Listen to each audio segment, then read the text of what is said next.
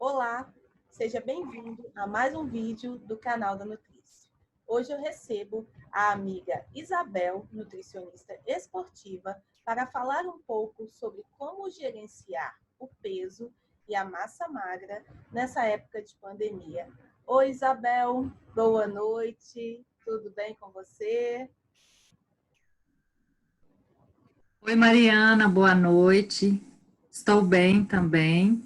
Muito obrigada pelo convite.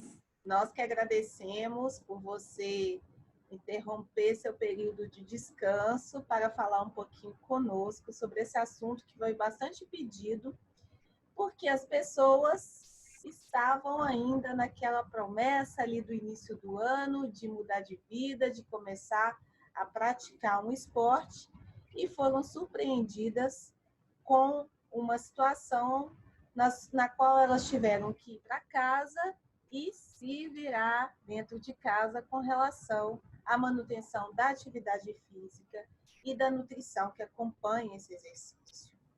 Bom, então, para a gente começar, eu gostaria que você nos dissesse um pouco sobre a possibilidade de manter uma rotina de nutrição associada ao exercício dentro de casa. Isso é possível? Isso é importante? Como que nós podemos, de forma prática, fazer com que a gente encontre uma motivação para continuar aplicando esses conceitos dentro da nossa casa? Certo.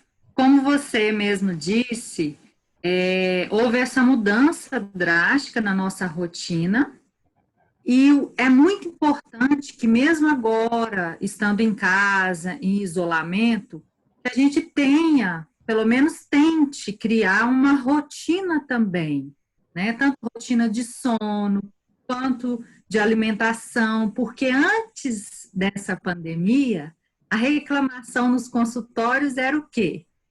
Ah, eu não tenho tempo para cozinhar, eu não tenho tempo para comprar. Então, agora muda-se o foco, já que a gente consegue dedicar um tempo maior no preparo, né, dos alimentos. É o momento ideal para testar receitas. Quem tem filhos, colocar filhos também para participar da elaboração, né, das receitas. Quem puder morar em casa, plantar uma horta, enfim. Eu acredito que sempre tem um lado positivo de alguma mudança na nossa vida. Sim. Então, é muito importante, né, mesmo nesse momento de ansiedade, de inseguranças, cuidar mais ainda de nós, né? Não só da mente, mas também, como você mesmo disse, da alimentação e do exercício físico. Em relação à massa muscular, é muito importante, sim, que seja feito essa combinação, que a gente chama de tripé ou trinômio, né, da qualidade de vida, que é dormir bem, né? Então, para um adulto aí, uma média de 7,5 a 8 horas de sono por noite, porque é durante a madrugada que a gente libera hormônios que participam da recuperação muscular, não só recuperação física, mas também aumento e recuperação muscular, dentre eles o hormônio GH. O sono é um desses pilares. A atividade física, e aí a importância de quem já fazia um acompanhamento com um personal ou em alguma academia, muitos profissionais continuam o atendimento de forma online, enviando os treinos para que possam ser feitos em casa. Ah, Mariana, mas eu não tenho os pezinhos, os instrumentos, né, os equipamentos da academia. Mas tem vários exercícios que podem ser feitos com o nosso próprio peso. E também a gente pode adaptar, né? Pode trocar ideia aí com os profissionais de educação física, garrafa PET cheia de areia vira um pezinho, o cabo de vassoura, enfim, né? eu estou aqui dando algumas ideias, mas o ideal é procurar um profissional de educação física, se você não tinha antes, ou se você tinha, manter esse contato com ele para evitar essa perda de massa muscular. E na alimentação, que é, né, a nossa área especificamente, o que a gente deve fazer para não ganhar peso é a questão do balanço energético, das calorias que a gente consome, né, Mariana? É o que a gente é a base de tudo da nossa atuação. Na verdade, assim, não tem muito mistério, né? É uma conta. Você comeu mais do que você gastou, você vai ter um ganho, né? Você Isso. comeu menos do que você gastou, com critério, é lógico, você vai ter uma perda. A questão é que essa perda, se você estiver com sobrepeso, por exemplo, ela precisa ser uma perda de gordura, né? A perda de massa magra, né, Isabel, ela é indesejável, motivo pelo qual é preciso critério nessa prescrição. Obviamente, a gente tem outros fatores que interferem nessa questão de queima de gordura, de ganho de massa magra, né? Um monte deles. Isabel citou a questão do sono, por causa da secreção de hormônios, né? Intervalo de refeição, tudo isso vai ter a ver. Mas no que diz respeito ao balanço energético, a gente tem que estar atento à conta. Inclusive, Isabel, foi bem interessante você tocar nesse assunto, porque as pessoas elas ficaram bastante incomodadas com o ganho de peso que elas experimentaram aí depois do período de quarentena, né? Isolamento, enfim. E, na verdade, se a gente for pensar, o nosso gasto energético, ele reduziu, né? Porque a gente tem ali no componente do gasto energético o nosso metabolismo, né? A gente tem o gasto com o nosso esporte, que é a hora que a gente realmente se dedica a uma prática esportiva, né, orientada, enfim, e a gente tem o gasto com a nossa rotina, né?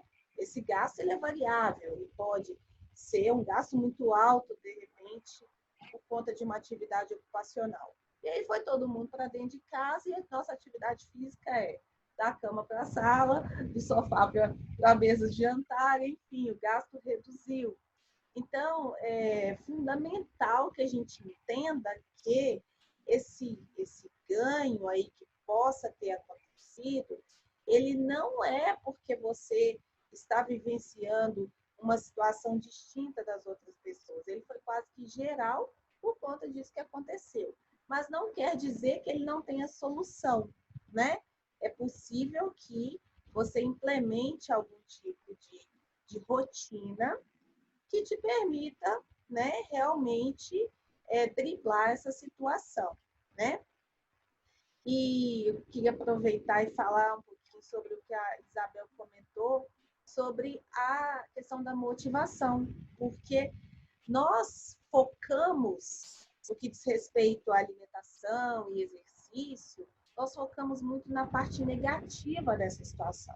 Poxa, eu estava fazendo um programa de emagrecimento, eu estava fazendo minha corrida, eu estava no meu grupo de corrida, tinha pagado aí 6 meses de academia e agora meu sonho, meu plano foi todo interrompido.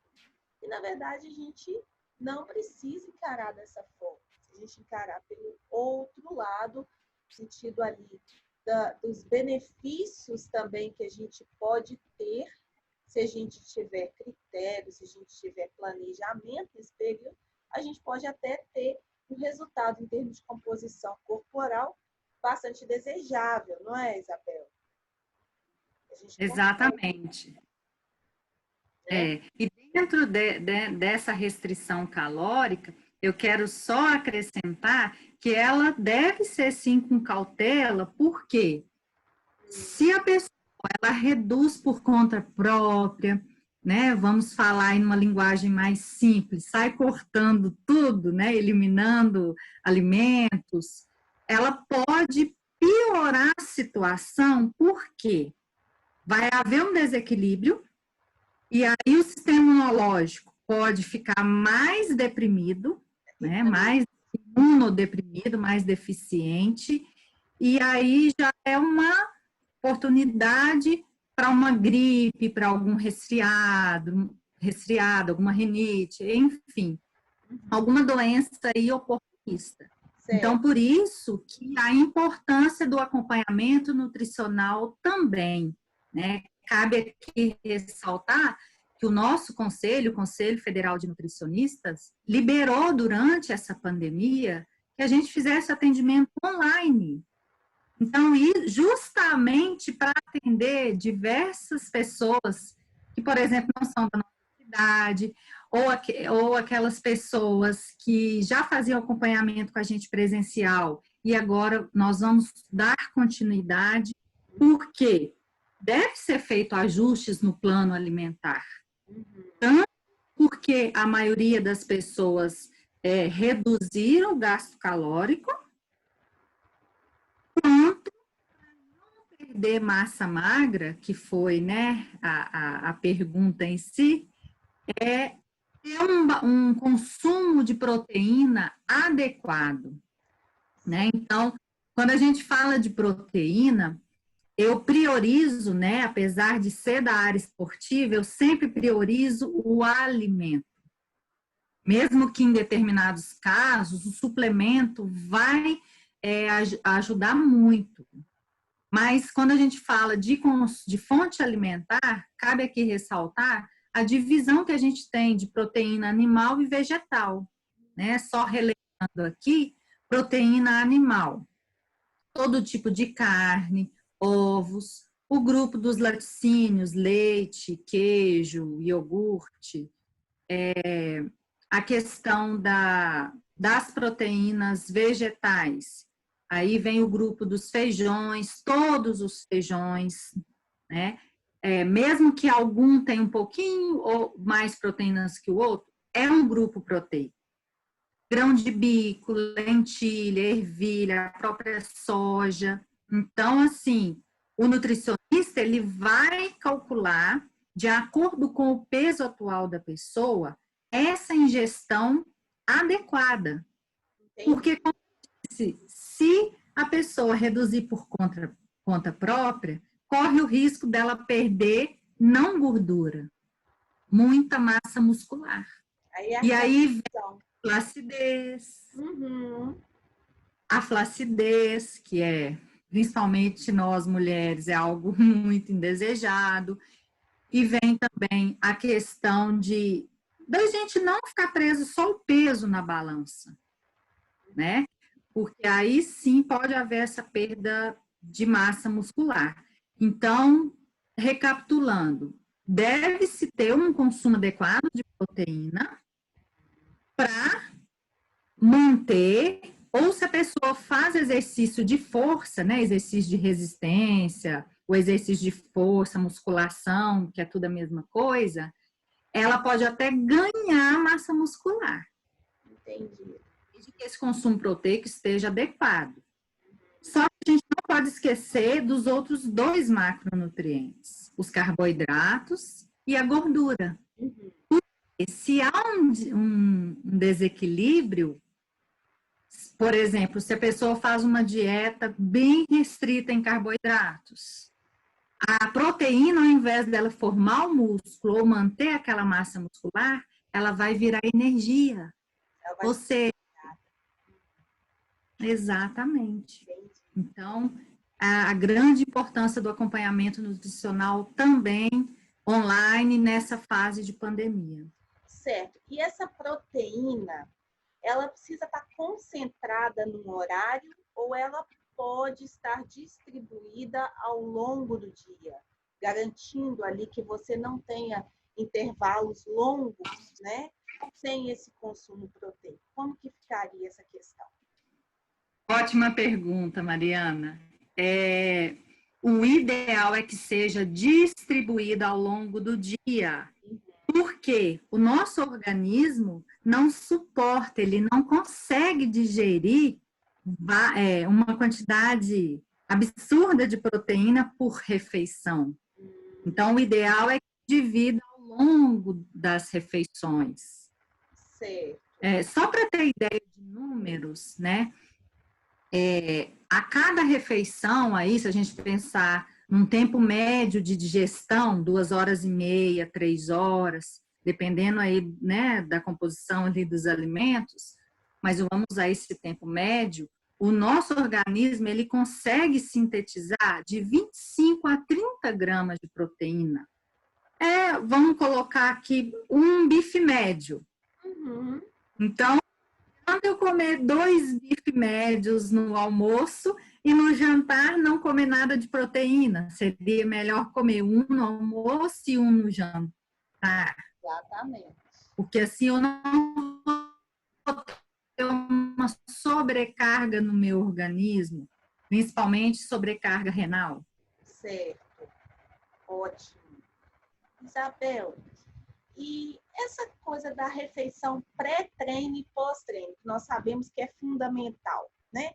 Dentro de casa, considerando que as pessoas vão ter um treino um pouco menos cheio de elementos do que o treino que era feito lá na academia, ou para quem era corredor e tudo mais. Continua sendo importante a gente estar atento ao que come antes, ao tempo que come antes e depois, para poder garantir uma melhor proximidade ali do nosso objetivo.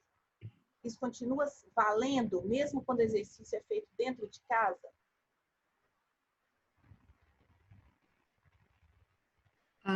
Desculpa, Mariana, eu não consegui entender. Deu uma paradinha aqui, vou repetir. A questão da refeição pré-treino e da pós-treino, né? Nós sabemos que quem tem uma prática regular, isso aí é fundamental até para que ela atinja o objetivo dela, né? Dentro de casa, Exato. Considerando que nós vamos fazer um exercício com um pouco menos de elementos, com um pouco menos de recursos, né? Do que a gente teria lá. Certo. Isso continua sendo importante para que a gente atinja esse objetivo, ou pelo menos para que a gente não dê um passo atrás no que a gente já adquiriu aí? Com certeza. Mesmo que o nosso gasto calórico diário ou do exercício seja menor, deverá ser feito por nós, pelos nutricionistas, esse ajuste. Como a proteína ela é calculada gramas por quilo de peso, eu vou fazer esse ajuste e vou distribuir ao longo do dia. Entendi. E esse valor vai contabilizar nas calorias, que estarão diminuídas. Então, se a gente pensar numa refeição pré-treino, quanto mais próximo do exercício for a refeição, a melhor fonte a ser oferecida ali é o carboidrato, porque a digestão é mais rápida e vai acumular formando, né, o glicogênio muscular. Então, isso tudo vai depender do tipo e da intensidade do exercício, porque mesmo em casa, Mariana, aquelas pessoas treinadas, elas conseguem, por exemplo, fazer o HIIT, que é um treinamento de alta intensidade. Então, para esse público, por exemplo, o gasto calórico vai ser muito alto, até parecido com o que eles faziam em academia ou fora, né, ao ar livre. Então, assim, depende de cada situação. Mas, no geral, a composição é praticamente a mesma, mudando a quantidade. Então, se for uma pessoa sedentária ou que faz pouca, é uma atividade física com gasto calórico pequeno. Então, eu vou colocar, por exemplo, antes do treino, carboidrato, mas uma porção menor. Entendi. Vamos citar aí, por exemplo, vamos citar um tipo de carboidrato. Banana amassada com aveia, por exemplo. Para essa pessoa de um treino mais leve, eu colocaria uma banana com uma colher de sopa de aveia, por exemplo, né? Que isso é muito geral. E para uma pessoa com um gasto calórico maior, isso será insuficiente para ela. Entendi. Então, eu colocaria mais carboidratos ali, colocar, ou aumentaria a quantidade dessa aveia, dessa banana. E no treino, para a recuperação muscular, o ideal é fonte proteica. Lembrando que não adianta comer 2 bifes de uma vez, ou colocar 2 scoops de whey protein, lembrando da nossa capacidade fisiológica de absorver as proteínas. Uhum. Então, a importância de realmente fracionar isso também ao longo do dia, né? Uma preocupação que eu sempre tenho é o idoso, né? Porque, na verdade, a gente estava aí com o idoso que saía para caminhar, o idoso que ia para academia, né? O idoso bastante autônomo, super idosos, vamos dizer assim, né? E o idoso agora, ele está numa situação que ele precisa pensar, sobretudo, na sua saúde, né? Por conta de várias questões que o colocam numa situação um pouco mais vulnerável.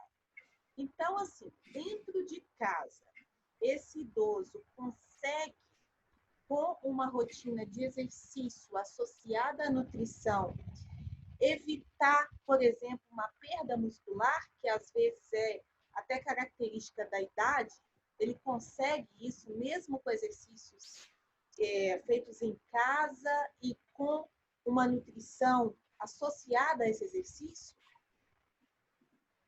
Sim, ele consegue, mas nós temos que ter um cuidado maior com eles, porque essa perda de massa muscular, né, a sarcopenia, que é aí presente, principalmente aí, né, os idosos, quando a gente fala em sarcopenia, nós pensamos na questão hormonal. Ah, porque o idoso diminuiu muito os hormônios, principalmente hormônios sexuais, como a testosterona, né? Então, por isso que ele está perdendo massa muscular. E não é só isso, tem vários fatores envolvidos ali.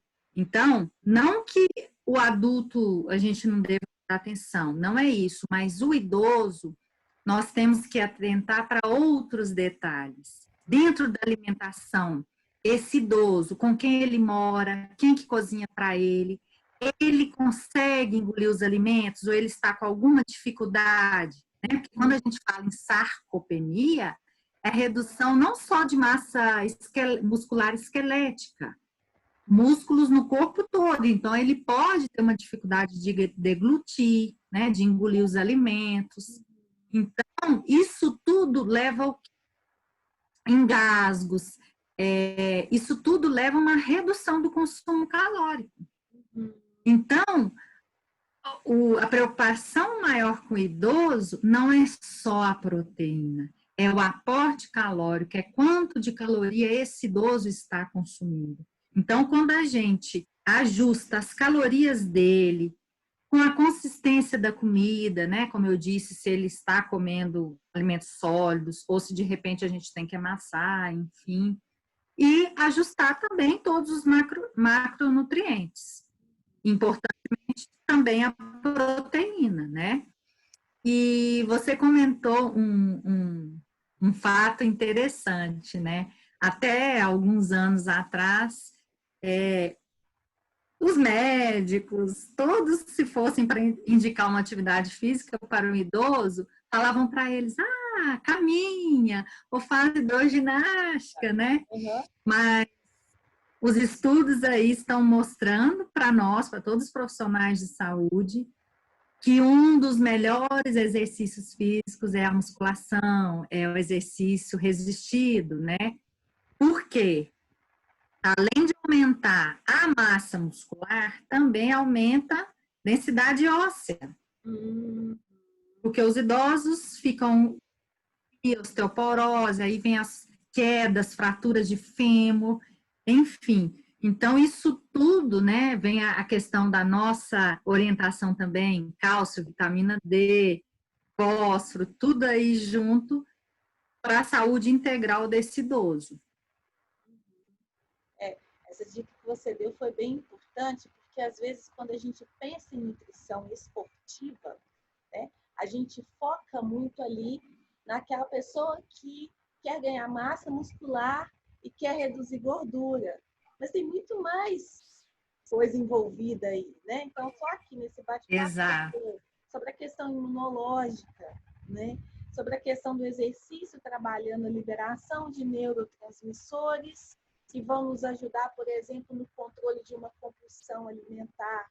Esse dado agora do idoso, ou seja, a nutrição esportiva, né? Lógico que associada a um treino bem planejado, ela não vai trabalhar só a sarcopenia.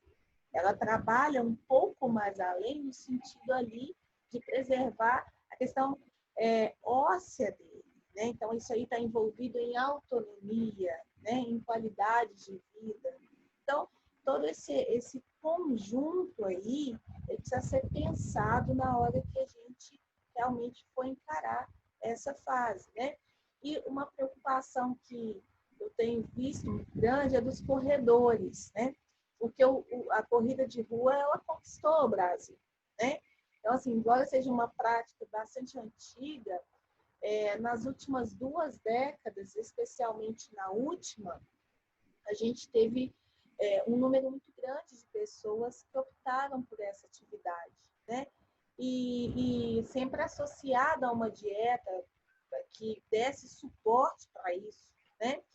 E às vezes o corredor, ele que hoje está em casa, fazendo a coisa certa, lógico, ele está desmotivado pelo fato de não estar conseguindo ali atingir o objetivo dele, né? Então, assim, como que a nutrição, ela poderia ajudar, por exemplo, um corredor de rua, né? Qual que seria algumas dicas, alguns conselhos que você daria para o corredor no que diz respeito à nutrição hoje, considerando que ele não vai fazer prova, mas que ele vai manter ali a sua rotina de treino para que quando ele puder voltar ao normal ou ao novo normal, né, ele possa realmente estar ali bem para fazer essa atividade. O que você daria de dica? Você conseguiu me ouvir? Não sei se a Isabel conseguiu ouvir, gente. Talvez tenha dado um probleminha aí na conexão dela. Voltou? Conseguiu ouvir? Consegui. Deu uma pausa aí, mas eu consegui Tá. Então, entender. então vamos lá. Então, se a gente pensar, né, algumas décadas atrás, o corredor, o treinamento do corredor, ele era mais focado na corrida mesmo, né, em velocidade, em chegar primeiro, o foco era mais esse. Com os estudos e observando mesmo os ganhadores, os medalhistas, o que foi observado? Não adianta só treinar a corrida em si.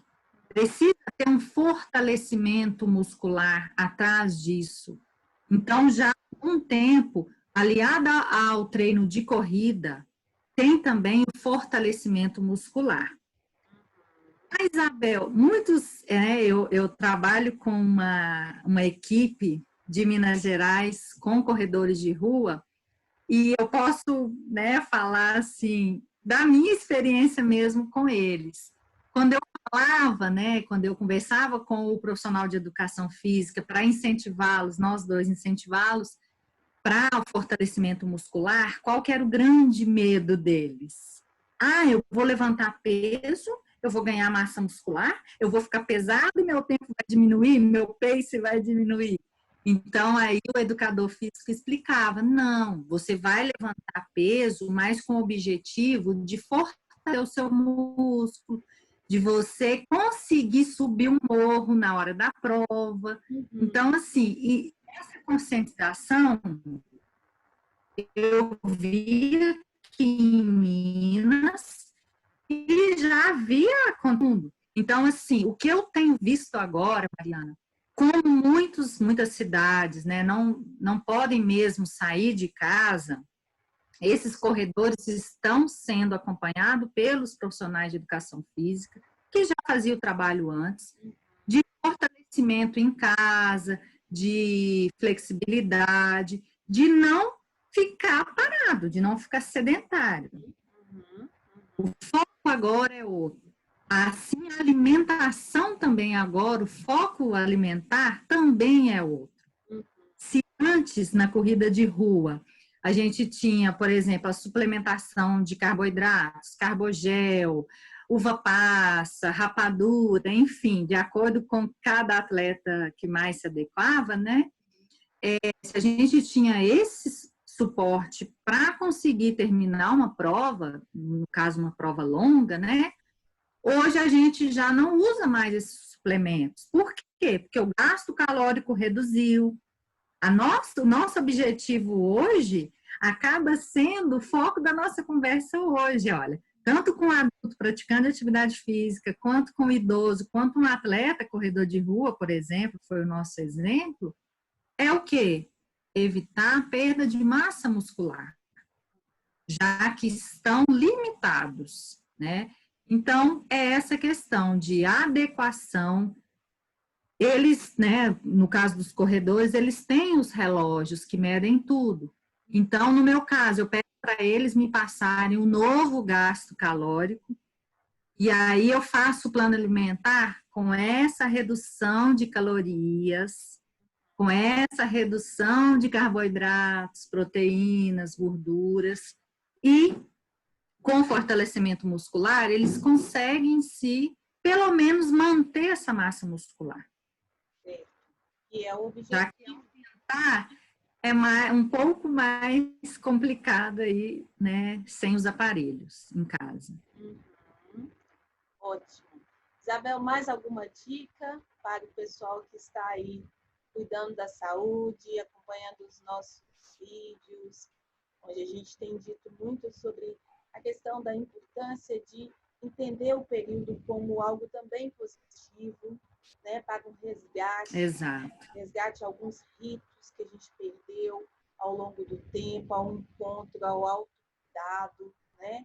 E sempre levando um pouco mais de motivação para as pessoas nesse aspecto. Mais algum tipo de dica, algum conselho que você queira nos passar? Além dessa, né, dessas dicas, né, que foram dadas aí ao longo do nosso bate-papo, a hidratação, né, Mariana?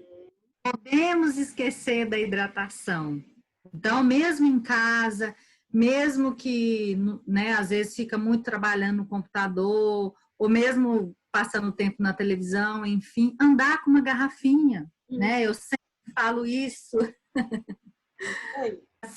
Ter a garrafinha, porque ela tem uma medida que você conhece, por exemplo, eu sei que essa minha tem 500 ml, então eu sei quanto que eu preciso consumir por dia, né? Tem um padrão de 2 litros por adulto, mas na nutrição esportiva a gente trabalha com números mais detalhados, né? Então a gente coloca aí de 25 a 40 ml por quilo de peso. Em relação aos idosos, a família tem que tomar muito cuidado mesmo. De repente, a garrafinha, se ele tem alguma ali dificuldade, se ele está com alguma deficiência, ele pode se perder. Então, de repente, coloca 2 litros já, né, na geladeira ou ali perto do filtro, se tiver frio local, com o nome desse idoso. Então, ele sabe que ele vai ter que tomar essa garrafa ao longo do dia. Então, porque a maior parte do nosso corpo é feito por água e principalmente o nosso peso muscular, a nossa massa magra, né? Então, um cuidado a mais aí para manter essa massa muscular aí, pelo menos manter, né? Não perder nessa fase de pandemia. Isso. Bom, Isabel, agradeço muito, foi muito legal conversar com você. Espero que a gente tenha outras oportunidades, né? Quando você retornar lá para o Maranhão, você possa também nos oferecer aí outras dicas, outras conversas sobre treinamento de força, que é sua área também, que a gente possa levar sempre uma informação de qualidade para as pessoas que acompanham o nosso canal. Muito obrigada, uma ótima noite, um bom descanso esses dias aqui em Minas Gerais. Mariana, eu que agradeço, né? Você como foi minha professora, é minha amiga, né? Faço parte aí da rede Nutri. Então, assim, eu que tenho muito a agradecer e por todo o ensinamento, por lá no Maranhão, gente. a troca, qualidade aí, né? Então, eu que agradeço, muito obrigada. Tenha uma ótima noite aí. Pode contar comigo. Muito obrigada. Boa noite. Boa noite.